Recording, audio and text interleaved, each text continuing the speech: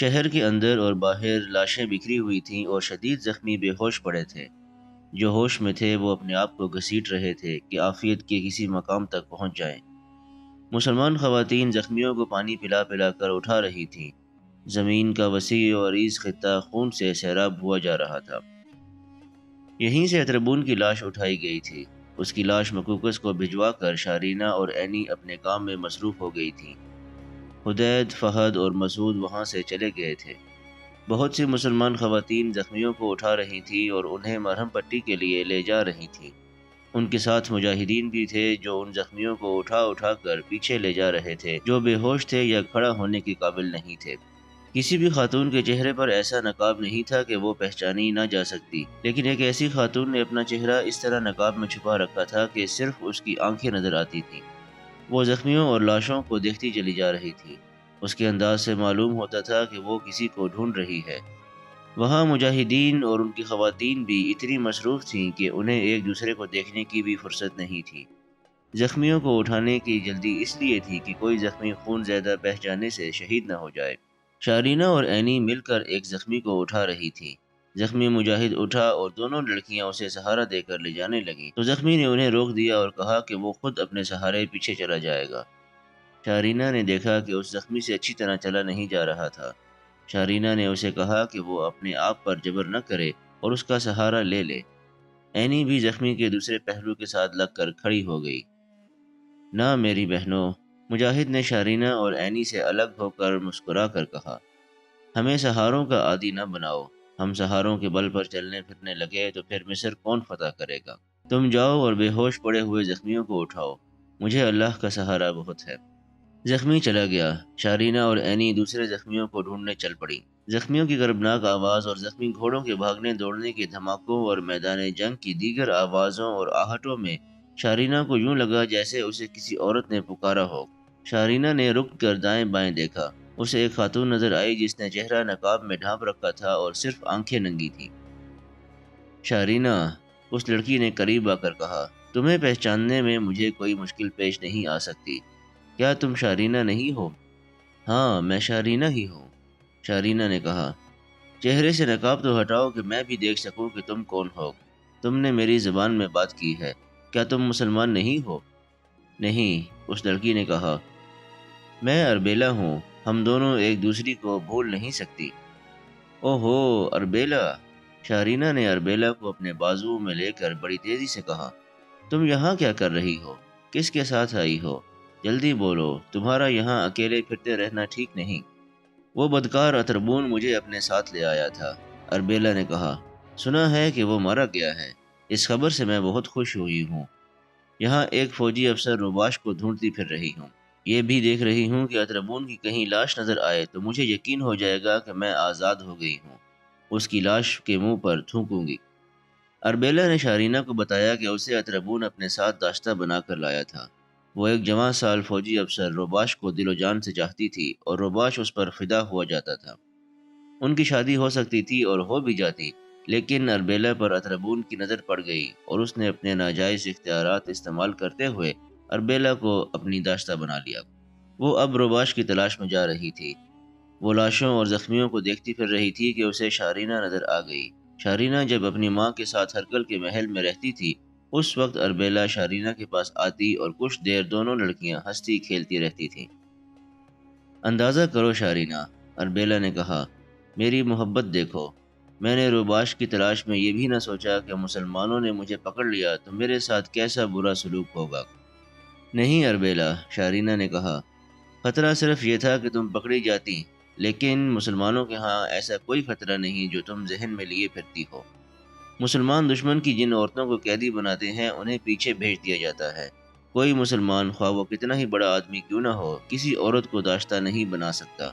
اسے باقاعدہ نکاح کے بعد بیوی بنا سکتا ہے اور قیدی عورتوں کے ساتھ یہی سلوک ہوتا ہے۔ تم پکڑی جاتی تو تمہیں نقصان صرف یہ ہوتا کہ روباش کو نہیں ڈھونڈ سکتی تھی۔ میں سوچتی ہوں کہ تم روباش کو کہاں کہاں ڈھونڈتی پھرو گی۔ کیا تم میری کوئی مدد نہیں کر سکو گی شارینہ؟ اربیلا نے روتے ہوئے کہا، یہ تو میں نے تم سے پوچھا ہی نہیں کہ تم یہاں کس حیثیت میں ہو اور کیا تم میری کچھ مدد بھی کر سکتی ہو یا نہیں۔ میں تمہاری مدد کر سکتی ہوں، شارینہ نے کہا۔ شارینہ اینی کو وہیں چھوڑ کر اربیلا کو ساتھ لیے قلعے کے اندر چلی گئی۔ وہ سب سے پہلے ان رومی فوجیوں کو دیکھنا چاہتی تھی جو ہتھیار ڈال رہے تھے۔ بڑی مضبوط، چوڑی اور اونچی دیواروں کے حصار میں بلبیس کا شہر آباد تھا۔ ان دیواروں کے اندر بھی جگہ جگہ لاشیں پڑی تھیں۔ ان میں بے ہوش زخمی بھی تھے۔ شارینہ کو معلوم تھا کہ ہتھیار کہاں ڈلوائے جا رہے ہوں گے۔ اندر ایک بڑا وسیع و عریض میدان تھا۔ شارینہ سب سے پہلے قیدیوں کو دیکھنا چاہتی تھی۔ شارینہ اور اربیلا اس میدان سے ابھی کچھ دور ہی تھیں کہ انہیں رومی فوجیوں کی ایک ٹولی آتی نظر آئی۔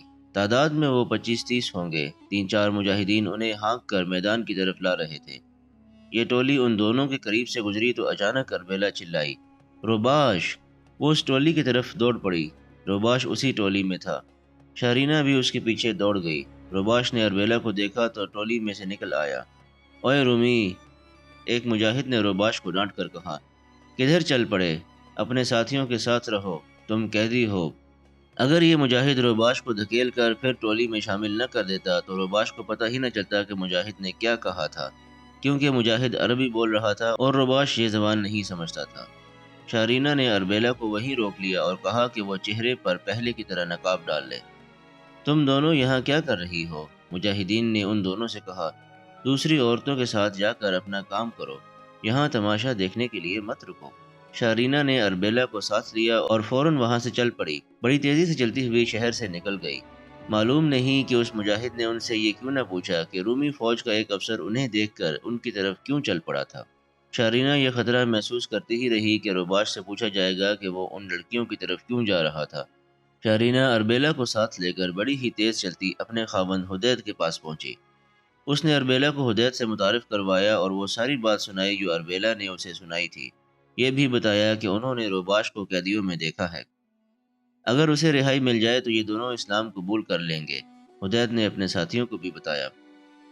حدید اور اس کے ساتھی جاسوسی کے نظام کے مجاہدین تھے۔ ان کا سپہ سالار عمر بن عاص رضی اللہ تعالیٰ عنہ کے ساتھ براہ راست تعلق تھا۔ یہ مسئلہ سپہ سالار کا تھا اور وہی اس کا آخری فیصلہ دے سکتے تھے۔ اس وقت سپہ سالار کو ڈھونڈنا کوئی آسان کام نہیں تھا۔ شہر ابھی ابھی فتح ہوا تھا۔ سپہ سالار نہ جانے کہاں کہاں گھوم پھر رہے تھے۔ انہیں شہر کا نظم و نسق بحال کرنا تھا اور ہر طرف کی رپورٹیں لینا تھیں، اور سب سے زیادہ نازک اور اہم کام سرکاری مال غنیمت اکٹھا کرنے کا تھا۔ یہ بھی دیکھنا تھا کہ شہریوں کو کسی قسم کی تکلیف اور پریشانی نہ ہو اور لوٹ مار بھی نہ ہو۔ مجاہدین تو لوٹ مار کو گناہ سمجھتے تھے، لیکن ان کے ساتھ مصری بدو تھے جو اس افراتفری اور نفس نفسی میں اسلامی اصولوں کی خلاف ورزی کا موقع نکال سکتے تھے۔ حدید شارینہ اور اربیلا کو ساتھ لیے سپہ سالار کی تلاش میں چل پڑا۔ تلاش بسیار کے بعد سپہ سالار مل گئے، لیکن ایسی حالت میں کہ وہ شہر کے چند ایک سرکردہ افراد اور اپنے 2 نائب سالاروں کے ساتھ مصروف تھے۔ انتظار میں مغرب کی نماز کا وقت ہو گیا۔ وہاں کوئی مسجد تو تھی نہیں۔ ایک مجاہد نے باہر کھڑے ہو کر اذان دی اور وہیں سب باجماعت نماز کے لیے اکٹھے ہو گئے۔ سپہ سالار عمر بن عاص رضی اللہ تعالیٰ عنہ نے اپنی سرگرمیاں ملتوی کر دیں اور امامت کے لیے آگے آ گئے۔ یہ موقع اچھا تھا۔ نماز سے فارغ ہوتے ہی حدید سپہ سالار سے ملا اور انہیں اربیلا اور روباش کے متعلق ساری بات بتائی۔ سپہ سالار نے حکم دے دیا کہ روباش نام کے رومی افسر کو قیدیوں میں سے نکال کر ان کے خیمے میں پیش کیا جائے۔ عمر بن عاص رضی اللہ تعالیٰ عنہ نماز کے بہت دیر بعد اپنے خیمے میں آئے تو روباش وہاں موجود تھا۔ حدید، شارینہ اور اربیلا بھی تھیں۔ عمر بن عاص رضی اللہ تعالیٰ عنہ نے چاروں کو خیمے میں بٹھایا اور پوچھا کہ یہ کیا قصہ ہے۔ سب سے پہلے اربیلا نے بات شروع کی اور وہ ایسی روئی کہ اس کے لیے بولنا دشوار ہو گیا۔ اپنے آپ کو سنبھال کر اس نے وہی بات سنائی جو وہ شارینہ کو سنا چکی تھی۔ اب تم چاہتی کیا ہو؟ عمر بن عاص رضی اللہ تعالیٰ عنہ نے پوچھا۔ اس سوال کا جواب مجھ سے سنیں، روباش نے کہا۔ اگر آپ یہ سمجھتے ہیں کہ میں مظلوم انسان ہوں اور مجھے رہائی چاہیے تو یہ ٹھیک نہیں ہوگا۔ میں اس ملک میں واپس نہیں جانا چاہتا جس ملک میں کسی کی عزت اور آبرو ہی محفوظ نہ ہو اور ایک جرنیل اپنا قانون چلاتا پھرے۔ ہرکل وہ بادشاہ ہے جس نے اپنا ہی مذہب رائج کر دیا ہے اور بزور شمشیر لوگوں کو اپنے مذہب میں لا رہا ہے۔ میں نے مسلمانوں کے متعلق بہت کچھ سنا ہے۔ اگر یہ سب صحیح ہے تو میں آپ کا مذہب اختیار کرنا چاہتا ہوں۔ اربیلا کی بھی یہی خواہش ہے۔ میں تجربہ کار فوجی افسر ہوں۔ میری خدمات آپ کو مایوس نہیں کریں گی۔ اگر آپ نے مجھے قید میں ہی رکھنا ہے تو سوچ لیں کہ آپ ایک قیمتی انسان کو ضائع کر رہے ہیں۔ میں رومی عیسائی ہوں، لیکن رومی حکمرانوں سے انتقام لینے کو بے تاب ہوں۔ عمر بن عاص رضی اللہ تعالیٰ عنہ اتنی آسانی سے کسی غیر کی باتوں میں آنے والے سپہ سالار نہیں تھے۔ انہوں نے روباش کے ساتھ ایسی گفتگو کی جس سے یہ دیکھنا مقصود تھا کہ یہ رومی افسر قابل اعتماد ہے یا نہیں۔ شارینہ نے سپہ سالار کو یہ بتایا کہ وہ اربیلا کو بچپن سے جانتی ہے اور اخلاقی لحاظ سے قابل تعریف ہے، اس پر اعتماد کیا جا سکتا ہے۔ خاصی لمبی اور بامقصد گفتگو کے بعد عمر بن عاص رضی اللہ تعالیٰ عنہ نے فیصلہ دے دیا کہ روباش اور اربیلا کو حلقہ بگوش اسلام کر لیا جائے۔ اس طرح روباش اور اربیلا نے عمر بن عاص رضی اللہ تعالیٰ عنہ کے ہاتھ پر اسلام قبول کر لیا۔ اس کے ساتھ ہی عمر بن عاص رضی اللہ تعالیٰ عنہ نے اسلامی اصول کے مطابق دونوں کا نکاح پڑھوا دیا۔ سپہ سالار عمر بن عاص رضی اللہ تعالیٰ عنہ مصر سے تو واقف تھے، لیکن وہ اس وقت مصر میں کئی بار آئے تھے جب انہوں نے ابھی اسلام قبول نہیں کیا تھا اور تجارت کے سلسلے میں آیا کرتے تھے۔ وہ سب سے زیادہ سکندریہ سے متاثر تھے۔ اب عمر بن عاص رضی اللہ تعالیٰ عنہ جس خطے میں پیش قدمی کر رہے تھے اس سے بھی وہ واقف تھے، لیکن اتنا نہیں جتنا اب ضرورت محسوس ہو رہی تھی۔ انہوں نے اس وقت مصر کو کسی اور نگاہ سے دیکھا تھا، اب وہ اس علاقے کو جنگی نگاہ سے دیکھنا چاہتے تھے۔ ان کے اپنے جاسوس انہیں معلومات تو فراہم کر رہے تھے، لیکن انہیں وہ غالباً کافی نہیں سمجھتے تھے۔ اب رومی فوج کا ایک افسر ان کے ہاتھ آ گیا تھا۔ صحیح اور مکمل معلومات تو اس سے مل سکتی تھیں۔ انہوں نے روباش کا نام فاروق اور اربیلا کا نام فاطمہ رکھا تھا۔ تم فوج کے افسر ہو فاروق، عمر بن عاص رضی اللہ تعالیٰ عنہ نے کہا۔ تم ایک آدھ دستے کی قیادت کرنے والے ہو اور تجربہ بھی رکھتے ہو، لیکن ابھی میں تمہیں کسی دستے کی کمان نہیں دوں گا۔ تم تھوڑا ہی عرصہ میرے جاسوسی نظام میں رہو گے، تمہیں شبخون مارنے کے لیے بھی بھیجا جائے گا۔ میں تمہیں نہایت اہم فرد سمجھتا ہوں۔ ابھی میری ضرورت یہ ہے کہ مجھے دریائے نیل تک اور اس سے کچھ آگے تک کی معلومات مل جائیں۔ یہ تو میں جانتا ہوں کہ آگے 2-3 اور قلعے ہیں، لیکن جنگی نقطۂ نگاہ سے میں ان قلعوں کے احوال و قوائف معلوم کرنا چاہتا ہوں۔ مجھ سے بہتر اور کون آپ کو یہ باتیں بتا سکتا ہے، فاروق نے کہا۔ یہاں سے آپ پیش قدمی کریں گے تو تھوڑی دور جا کر صحرا آ جائے گا، اس سے آگے اس قدر سرسبز و شاداب اور خوشنما علاقہ آ جائے گا جو شاید آپ نے پہلے کہیں نہیں دیکھا ہوگا۔ نیل کے کنارے پر ایک شہر دنین آباد ہے جو بڑا مضبوط قلعہ بند شہر ہے۔ اس کے بالکل قریب دریا کا گھاٹ ہے جہاں کشتیاں بھی کھڑی رہتی ہیں اور درمیانے درجے کے بادبانی جہاز بھی ہیں۔ فرعونوں نے اپنے زمانے میں اس شہر کو اپنا دارالحکومت بھی بنایا تھا۔ دراصل مصر کا دفاعی نظام یہیں سے شروع ہوتا ہے۔ آپ کی جرت اور آپ کے جذبے کا بڑا ہی سخت امتحان انہی قلعوں پر ہوگا۔ جنگی نقطۂ نگاہ سے دیکھا جائے تو میں یہ کہنے کی جرت کروں گا کہ آپ کے ساتھ جو لشکر ہے اس کی تعداد بہت کم ہے۔ اس قلعے کے اندر جو رومی فوج ہے اس کی تعداد آپ کے لشکر سے بہت زیادہ ہے۔ اس قلعے میں اور آگے آنے والے ہر قلعے میں جو رومی فوج ہے اس میں ایک ایسی کمزوری ہے جو آپ کو فائدہ دے سکتی ہے۔ وہ یہ کہ اس فوج پر آپ کا ایسا رعب طاری ہے کہ جب آپ کی فوج سے نعرے بلند ہوتے ہیں تو رومی فوج کے ہر سپاہی کے چہرے پر خوف اور بزدلی کا تاثر آ جاتا ہے۔ آپ نے بلبیس فتح کیا ہے۔ اس فتح میں آپ کے ہاتھ ایک اتنا بڑا قلعہ بند شہر اور بے شمار مال غنیمت ہی نہیں آیا، بلکہ آپ کی فوج ایک دہشت بن کر رومی فوج پر طاری ہو گئی ہے۔ وہ جو رومی فوجی بلبیس سے بھاگ گئے ہیں وہ جہاں بھی جائیں گے وہاں آپ کا رعب طاری کرتے جائیں گے۔ مختصر یہ کہ جو جذبہ آپ کے لشکر میں ہے وہ رومی فوج میں نہیں۔ دنین کے جنوب میں چند میل دور بیبلون کا بہت بڑا قلعہ بند شہر ہے۔ میں آپ کو پورے خلوص سے مشورہ دیتا ہوں کہ اس قلعے کو سر کرنے کے لیے یہ لشکر نہ لے جائیں، کیونکہ یہ بہت ہی کم ہے اور شہر کے اندر اتنی زیادہ فوج ہے کہ اس نے باہر آ کر آپ کے لشکر پر حملہ کر دیا تو آپ کے قدم اکھڑ جائیں گے۔ اس قلعے کی دیواروں پر پتھر پھینکنے والی منجنیقیں بھی نصب ہیں، یہ آپ کے لشکر کو بہت نقصان پہنچائیں گی۔ اس قلعے کی دیواریں بہت ہی چوڑی اور پتھریلی ہیں، ان میں آپ شگاف نہیں ڈال سکیں گے۔ یہ فرعونوں کا تعمیر کیا ہوا قلعہ ہے جسے رومیوں نے آ کر اور زیادہ مضبوط کر دیا ہے۔ رومی اسے ناقابل تسخیر قرار دیتے ہیں، جو غلط نہیں۔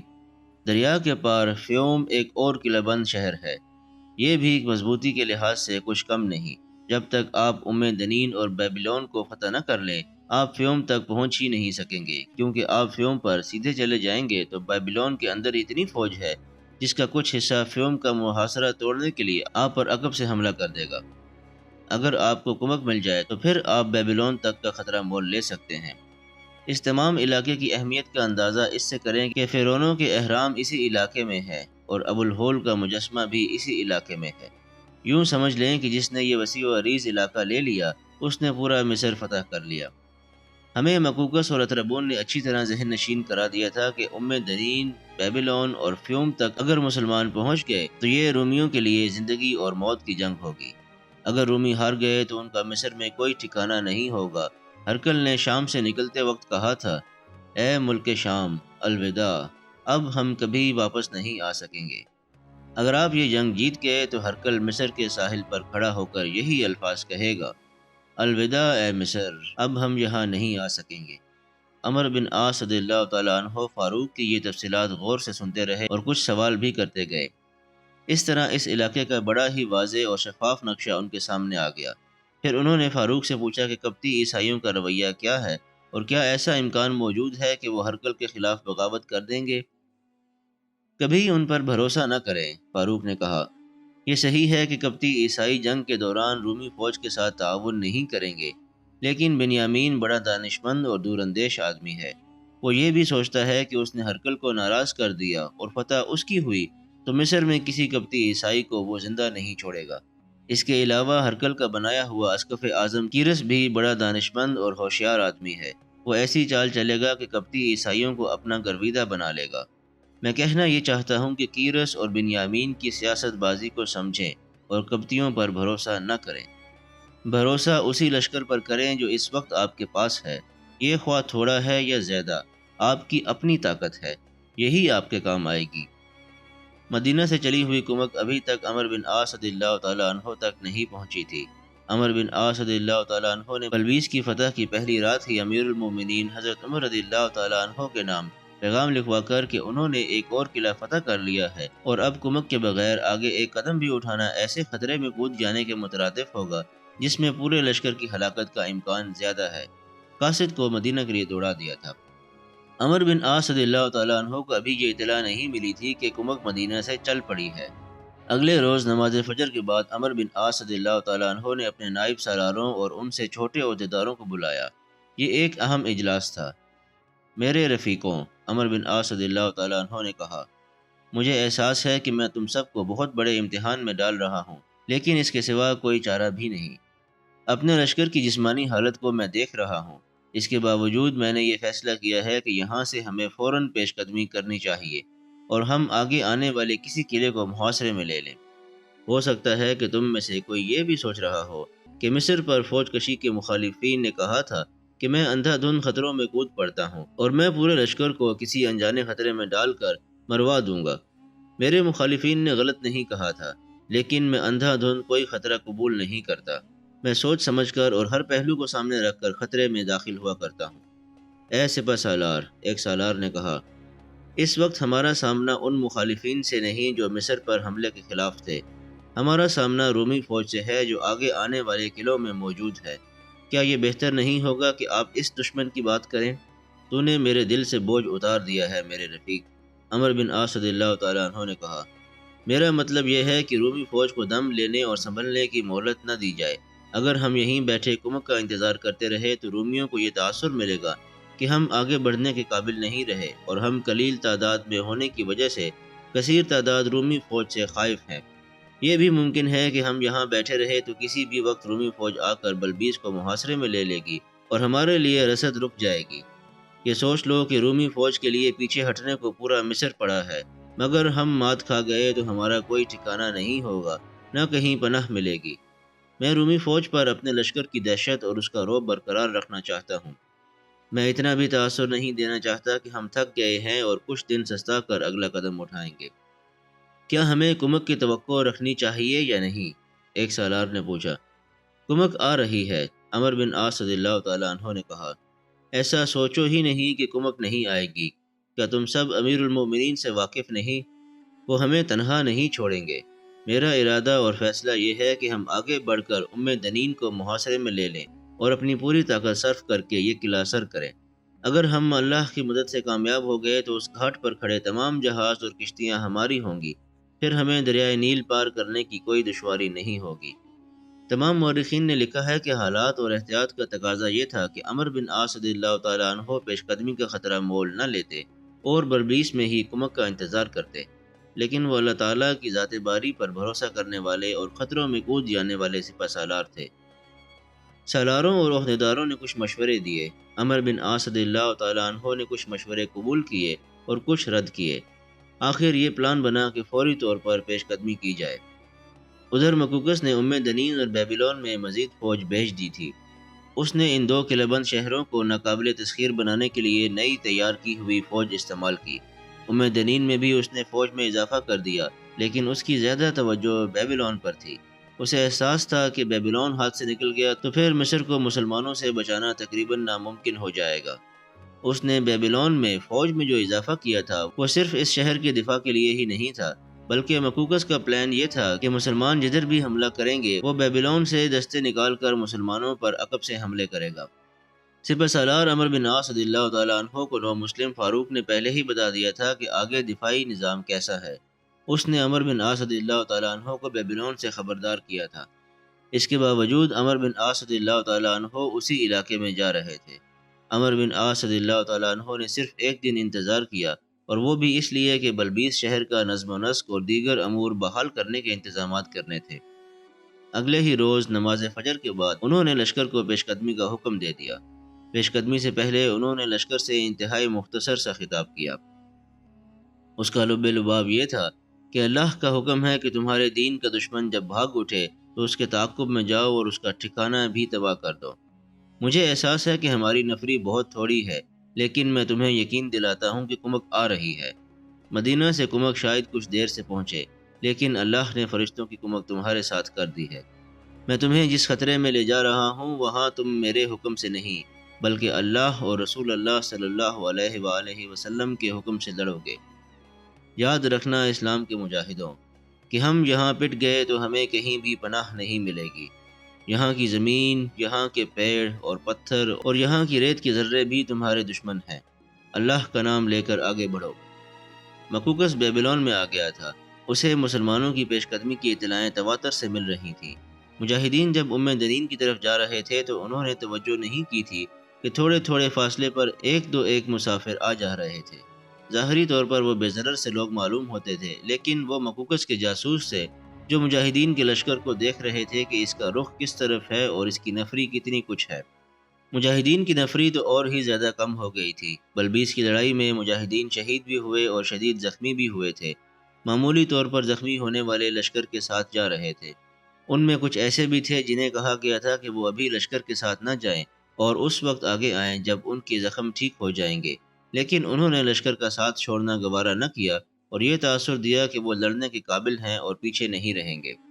نفری میں مزید کمی اس لیے بھی ہوئی تھی کہ مجاہدین کی کچھ تعداد بلبیس میں رکھنی تھی۔ شہریوں میں نظم و نسق بحال کرنے کے علاوہ کئی اور سرکاری امور تھے جن کی دیکھ بھال ضروری تھی۔ وہاں 3000 رومی قیدی بھی تھے، ان پر بھی کچھ نفری مقرر کر دی گئی تھی۔ یہ واضح نہیں کہ مجاہدین کا لشکر کتنے دنوں بعد دنین پہنچا۔ یہ شہر کوئی زیادہ دور بھی نہیں تھا کہ کئی دن لگ جاتے۔ بہرحال لشکر دنین پہنچا اور شہر کا محاصرہ کر لیا۔ مسلمانوں کے 2-4 جاسوس پہلے ہی اس شہر میں موجود تھے۔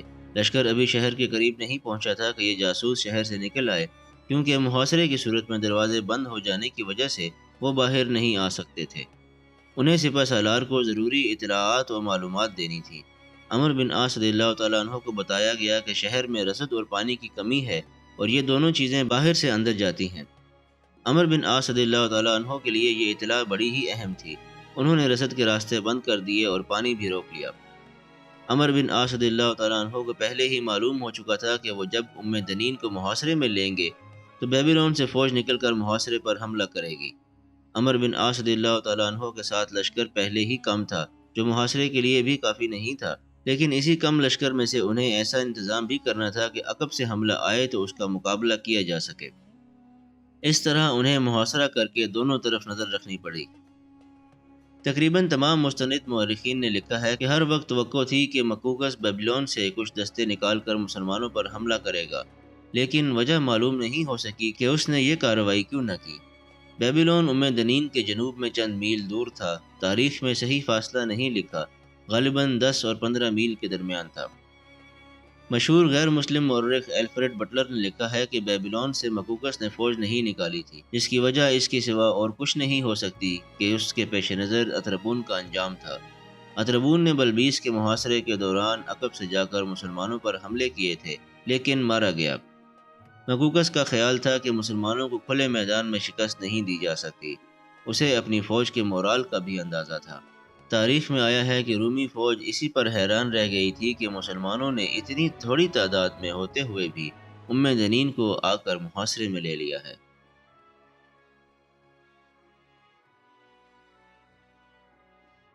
اگر آپ کو ویڈیو پسند آئی ہو تو اس کو لائک اور شیئر کیجیے، چینل کو سبسکرائب کر لیجیے اور بیل آئیکن کو بھی پریس کر دیجیے تاکہ آئندہ آنے والی تمام ویڈیوز آپ کو باقاعدگی سے ملتی رہے۔